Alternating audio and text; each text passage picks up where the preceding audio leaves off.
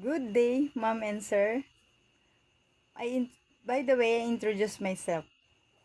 My name is Jennifer D. Puster, 45 years old, high school graduate from Bataan, Philippines. Married, have 5 plus children. Age are 25, 24, 20, 8 years old, and 3 years old. 4 boys and 1 girl. My work experience: as a full-time nanny in Kuwait for 3 years and 4 months, I served 3 members of the family, mom and sir, a newborn baby / 1 cat. For my duties: groom hair, clean cage, give water, give food.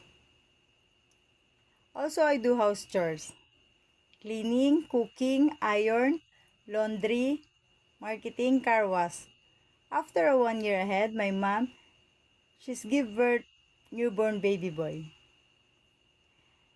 For the babies, I responsible to clean and safe.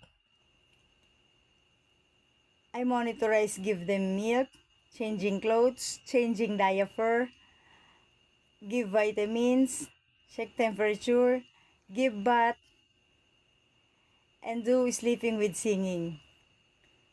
And clean bottle organize. Also, I do house chores: cleaning, cooking, iron, laundry, marketing, car wash. I'm hardworking person, honest, understanding, trustworthy, patient, and responsible. If you will hire me, mom and sir, I think I will assure you your baby or kids safe with me, and I will love to treat them as my own kids. And I finish my contract.